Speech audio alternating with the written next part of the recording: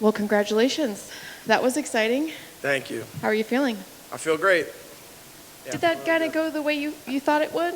As quick as you thought it would? I mean, I hate to say it, but it really did. I mean, I've been telling people all week, like, if I get that position, it's over. That's my position, you know.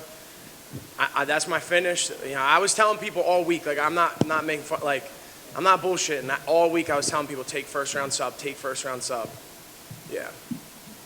Do you feel like, I mean, obviously you were the biggest underdog in the card. Yeah. Do you feel like people, you know, why do you think people were putting you as such a big underdog? I don't think that they understood that, like, I literally took these last 2 fights on, like, we left 3 days after I got the phone call. Like, I wasn't training. Like, I had staph infection. So I understand, like, the concern about, like, you know, my cardio and such.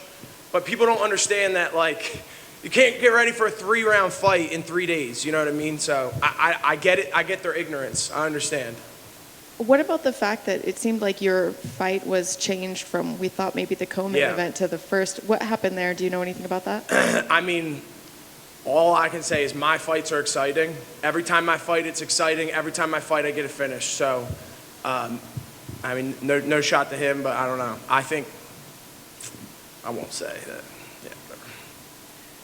You know, neither of you were scheduled for media day with us. Yeah. He specifically asked to come out and talk to us, and then he kind of spent the time trash talking you a little bit. Yeah. What did you think about that? Did you watch that interview? To me, like, I have, like, I feel for the kid. Like, he's got a lot of pressure on him. And I know what that's like. Ever since I was a little kid, always had a lot of pressure on. And everyone handles that a little bit differently. And that's kind of like the way I see it. You know what I mean? Whether he's going to find who he is, he'll figure it out. He'll have a bright future.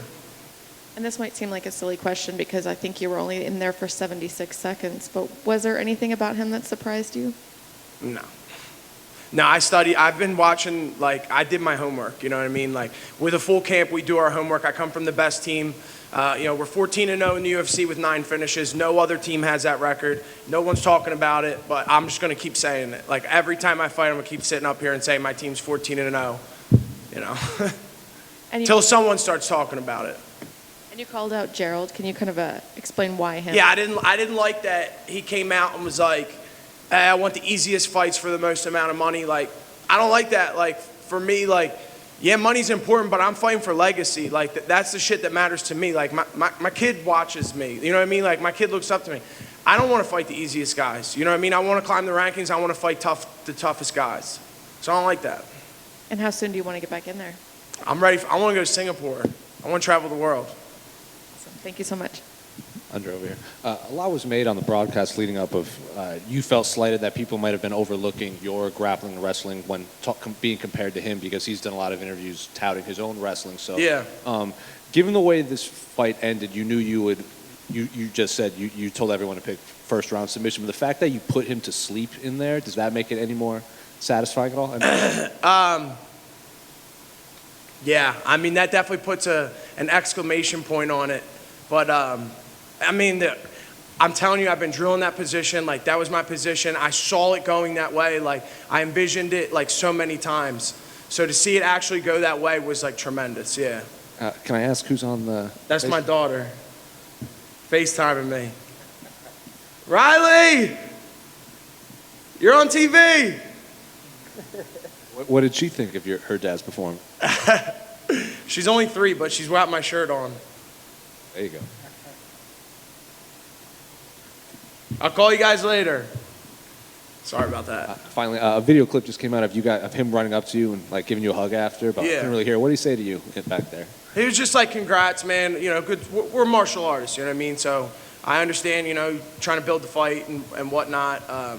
But yeah, at the end of the day, respect." If you can't get on the Singapore card, are you going to try to angle for like the London card too? Because there's a couple international fights coming, or back to Abu Dhabi. I haven't said no yet. So yeah. Hey, Andre. Yes, sir. What the hell is in the water at Hindo Gracie Philly? You're gonna have to ask Daniel that. But nah, man, we work incredibly hard. You know what I mean? We're in there.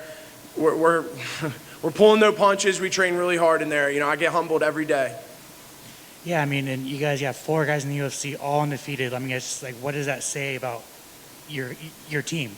It shows, the grappling, the jiu-jitsu prowess of, my coaches, Jonathan Webb and Daniel Gracie. And then, how did it feel to take someone's O? Oh, feels good, yeah.